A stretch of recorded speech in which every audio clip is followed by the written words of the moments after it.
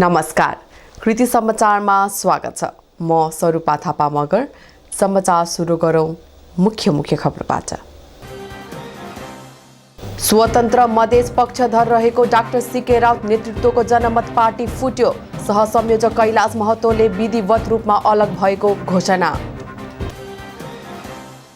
सर्वदलीय तथा सर्वपक्षीय खानेपानी सङ्घर्ष समिति धरानले खानेपानी संस्थानलाई बोर्डमा गाभ्ने प्रक्रियाप्रति गम्भीर असहमति। 11 बुँदे सम्झौता कार्यान्वयन नभएको भनाए।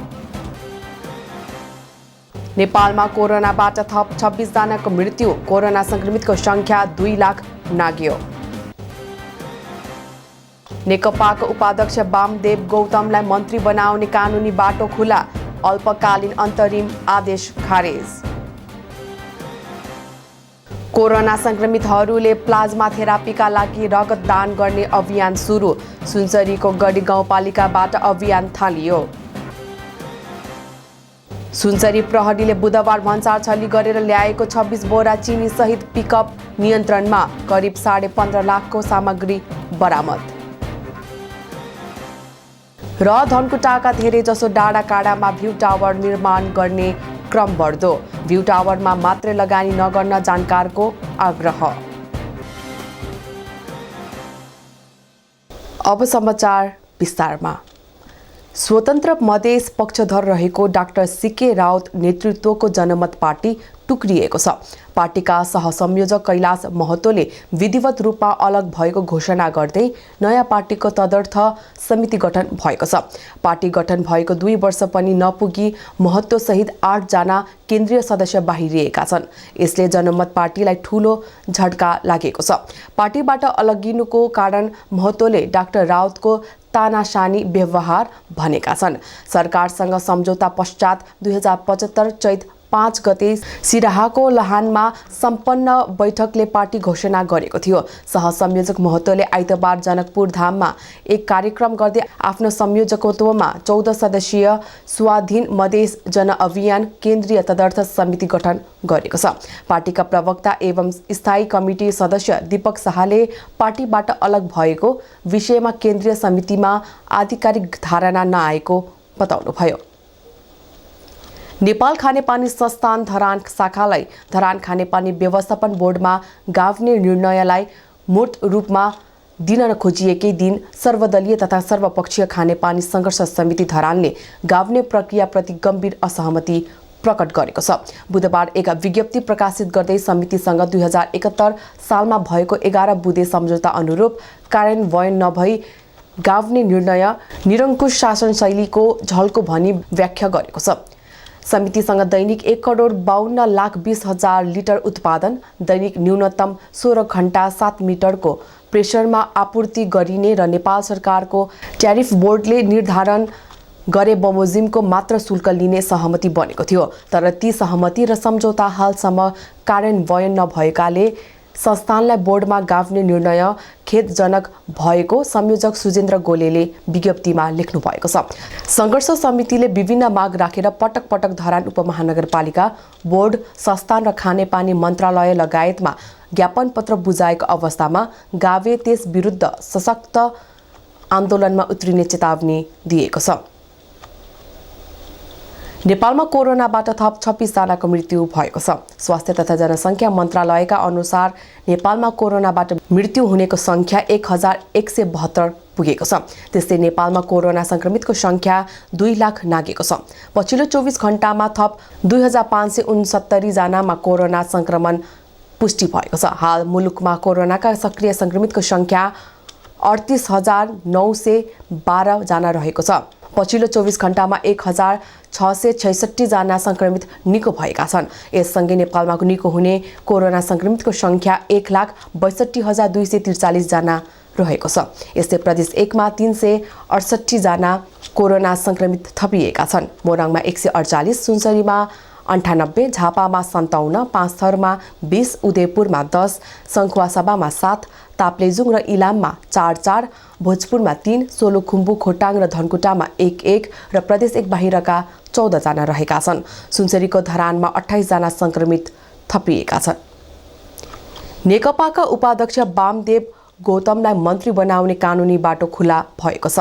बुधबार सर्वोच्चको संवैधानिक इजलासले यसअघि एकल इजलासबाट जारी भएको अल्पकालीन अन्तरिम आदेश खारेज गर्दै मन्त्री बन्ने कानुनी बाटो खुल्ला गरेको हो। गौतमलाई थप संवैधानिक जिम्मेवारी नदिनु भन्ने आदेश 5 जना न्यायाधीश सम्मिलित इजलासले बहुमतका आधारमा उल्टाएको छ। गौतम मन्त्री बन्ने बाटो खुलेसँगै नेकपाको आन्तरिक किचोलोले फरक मोड लिने अनुमान गरिएको छ। सरकारको सिफारिसमा राष्ट्रपति विद्यादेवी भण्डारीले बर्दियाबाट प्रतिनिधि सभामा पराजित गौतमलाई राष्ट्रिय सभा सदस्यमा असोज 1 गते मनोनित गर्नुभएको थियो।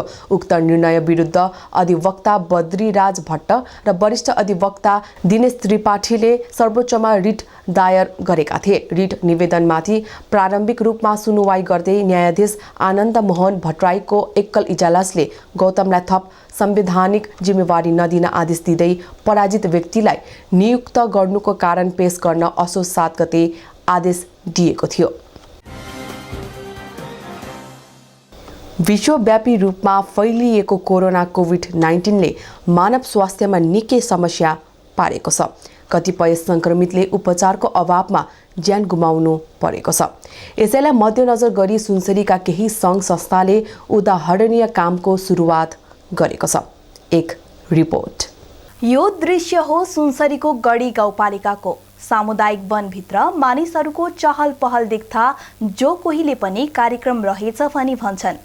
विश्वव्यापी रूपमा फैलिएको कोरोना महामारीबाट संक्रमित भएर सामान्य जीवनमा फर्किएकाहरूको जमघट थियो।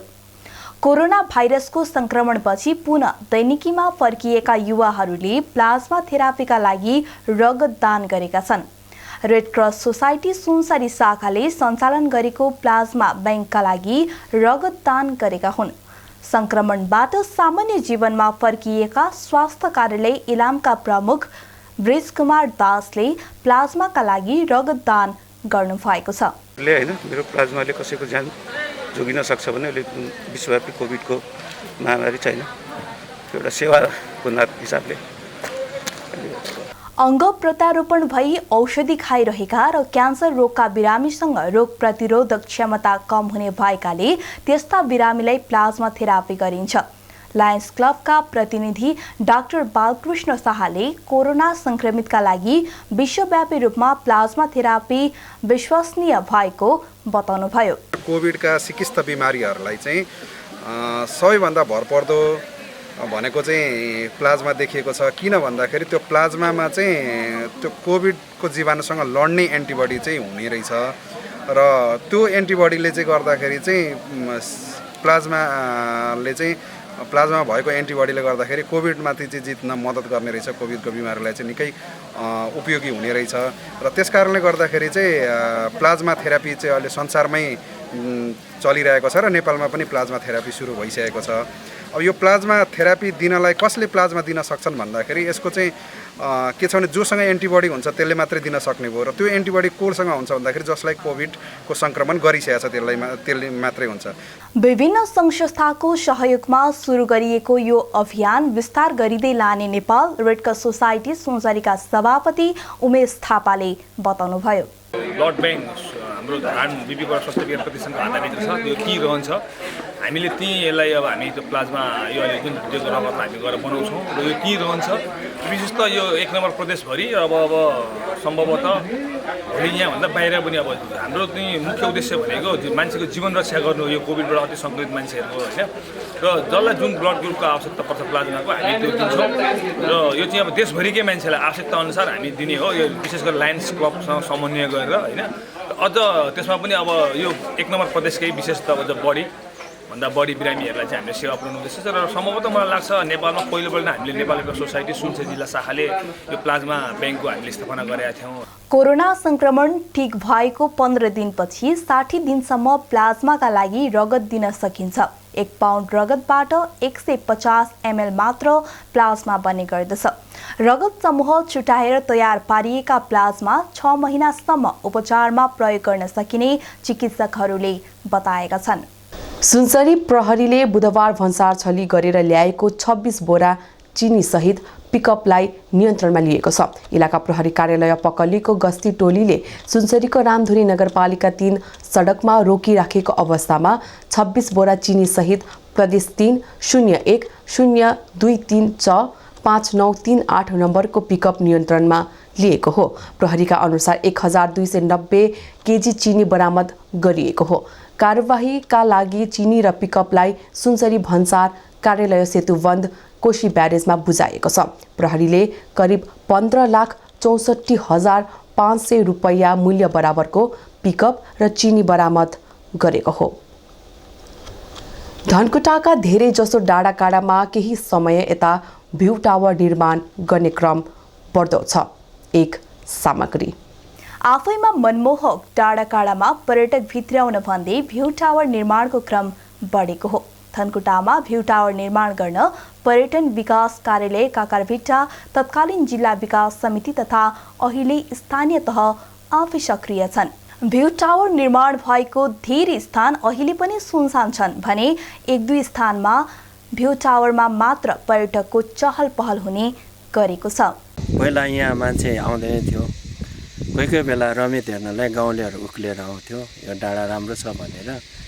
अहिले चाहिँ यो जब भ्यू टावर बनियो त्यहाँदेखि मान्छेको अलिकति चहलपहल बढ्यो। आज भोलि त मान्छेहरूको भिड निकै हुन्छ।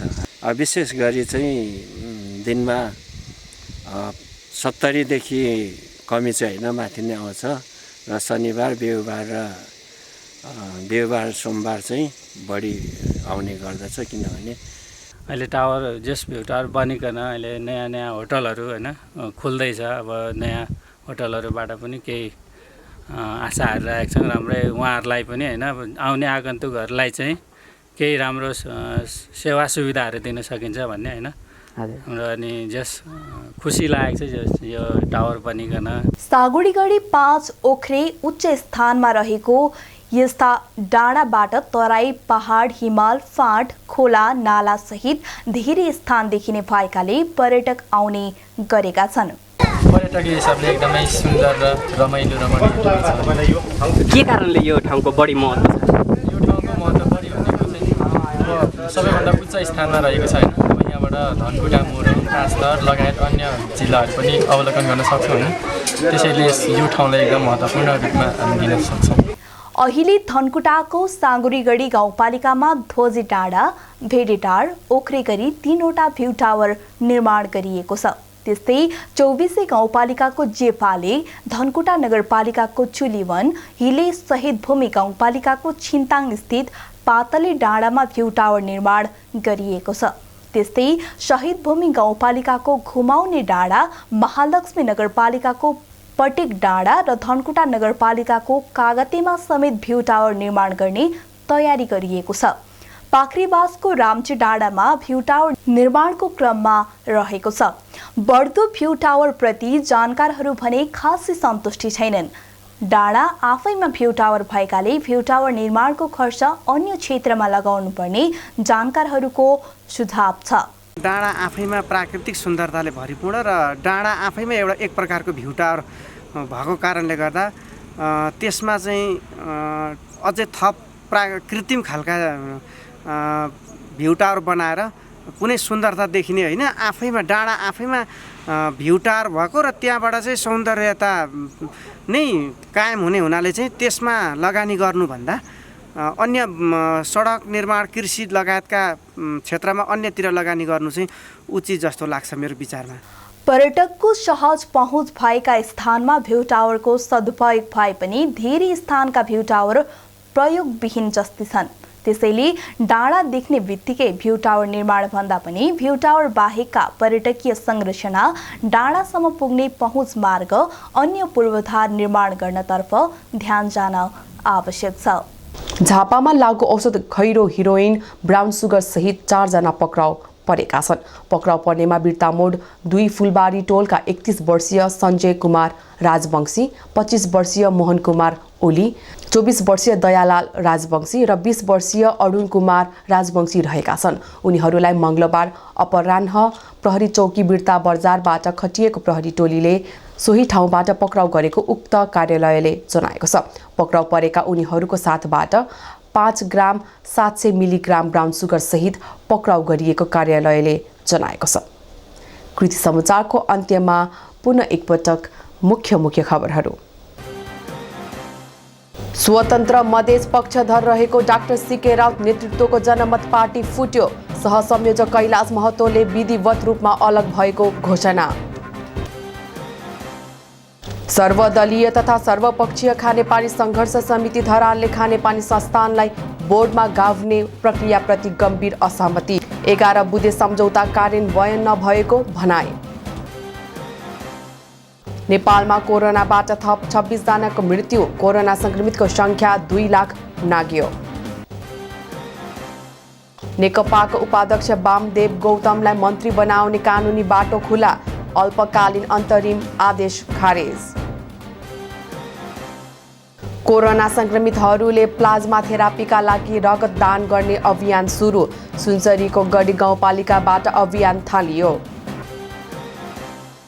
सुनसरी प्रहरीले बुधबार भन्सार छली गरेर ल्याएको 26 बोरा चिनी सहित पिकअप नियन्त्रणमा। करिब 15.5 लाखको सामग्री बरामद।